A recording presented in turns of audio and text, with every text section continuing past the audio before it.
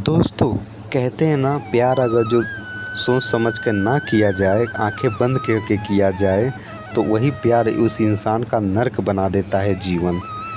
ऐसी ही कहानी हुई पूनम के साथ। जो पूनम अपने प्यार पे इतना भरोसा करती थी कि उसका प्यार ही उसे ले जाके कोठे पे बिठा दिया। तो चलिए इस कहानी को सही से जानने के लिए इस कहानी में चलते हैं। इस कहानी की गहराइयों में हमें पता चलेगा पूनम कैसे अपने आशिक के साथ भगी और कोठे पे पहुंची। तो चलिए शुरू करते हैं इस कहानी को शुरू से।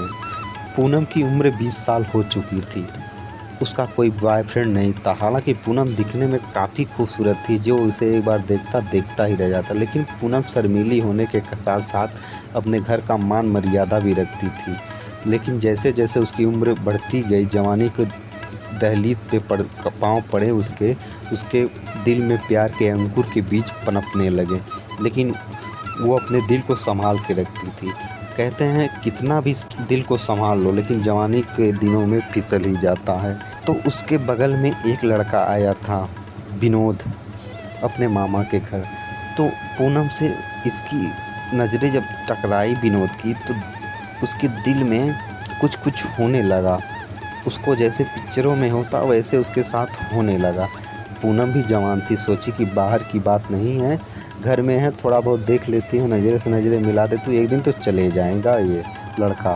कहते हैं जब एक बार नज़रें मिली तो कहाँ पहुँचा देती है वो किसी को पता नहीं। प्यार ऐसा चीज़ है, जब इसका नशा चढ़ता है इंसान को तो अच्छा बुरा इंसान भूल जाता है। एक नज़र प्यार के लिए काफ़ी, चाहे सच्चा प्यार हो या झूठा प्यार हो, लेकिन स्टार्ट एक नज़र से ही होता। विनोद था, दिखने में काफ़ी अच्छा था। पूनम भी जवान हो चुकी थी। अब दोनों का धीरे धीरे घर पे आना जाना शुरू हो गया। पूनम भी इसके मामी मामी, पूनम के मम्मी को मामी मामी कह के पूनम के घर पे आ जाता था। तो पूनम भी बाहर बैठ के पढ़ने लगती थी। अब पढ़ते पढ़ते दोनों का नज़र मिला। एक दिन उसके घर पे कोई नहीं था पूनम के। ये विनोद आया, बोला आपके घर पे कोई नहीं है? पूनम बोली हाँ कोई नहीं है। बोला पूनम जी एक काम कीजिए, मैं कल घर चले जाऊंगा और मामी से मिलने के लिए आया था। ये सुनकर उसके हवाइयाँ उड़ गए, चेहरा थोड़ा सा डाउन हो गया पूनम का। ये शातिर खिलाड़ी था सुरेश, ये शातिर खिलाड़ी था विनोद। विनोद ने पहचान लिया कि हाँ इसके दिल में भी थोड़ा थोड़ा प्यार का बीज पनपने लगा। अब इस मौके का फ़ायदा उठाया जाए। बोला पूनम जी मैं तो चले जाऊंगा, मामी का मोबाइल सही नहीं रहता है, तो कभी कभी मैं फ़ोन करता हूं तो मोबाइल नहीं लगता, स्विच ऑफ बताता। आप अपना नंबर दे दीजिए और जब मामी का फ़ोन नहीं लगा तो आप बात करा दीजिएगा। पूनम बोली मैं कॉलेज चली जाती हूँ तो मैं कैसे बात कराऊँगा। तो बोला नहीं, मैं मिस कॉल मार दूँगा तो आप समझ जाइएगा और मामी से बात करा दीजिएगा। पूनम बोली ठीक है कोई बात नहीं, ले लो नंबर। नंबर लेते ही जैसे इसे जन्नत मिल गई। पूनम भी नंबर देते हुए खुश हुई। तो ये पहचान लिया कि पूनम उससे मोहब्बत करती। फिर ये अपने घर आ गया। एक दिन 2 दिन बीतने के बाद उधर से विनोद ने फ़ोन किया, मिस कॉल मारा।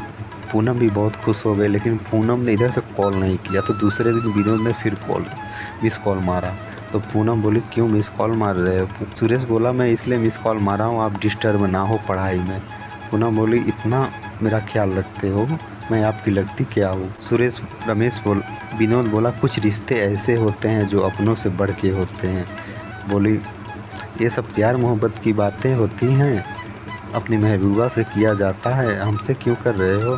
बोला आपको तो मैं पहली नज़र में ही दिल दे बैठा, अब आप मुझे नहीं दी तो वो बात अलग है। पूनम बोली आप कैसे जान गए कि मैं आपको दिल दी या ना दी? बोला अगर जो दिल देते तो आप फ़ोन करती, हमसे बात करती, आप तो एक बार भी नहीं कॉल की। पूनम बोले हाँ मैं भी आपको थोड़ा थोड़ा पसंद करती हूँ, इसलिए मैं सोची कि 1-2 हफ्ते में कॉल किया जाएगा हाल चाल लेने के लिए, मैं बस आपकी फ्रेंड हूँ। सुरेश बोला ठीक है, अगर जो ऐसी ही चाहिए तो फ्रेंड की नज़रों से ही बात करेंगे, हमें कोई एतराज़ नहीं है, लेकिन आपको तकलीफ़ मत होना चाहिए। पूनम बोली मेरी पसंद नापसंद को इतना अपने दिल में रखते हो, हर छोटी छोटी बारीकियाँ मेरे बारे में सोचते हो। काश तुम्हारी औरत जो होगी, जो तुम्हारी दुल्हन बनेगी, जो लड़की, वो खुश नसीब होगी।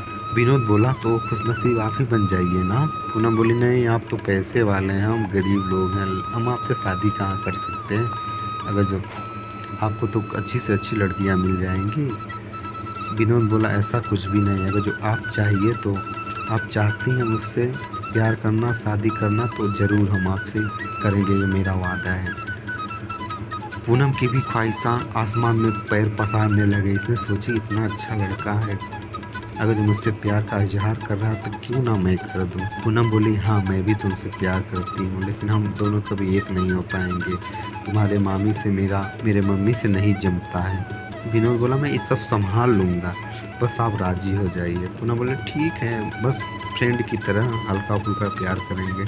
इसी मौके का तलाश कर रहा था विनोद। फिर दोनों में मिलना जुलना शुरू हो गया। इधर पूनम की पढ़ाई पूरी हो गई।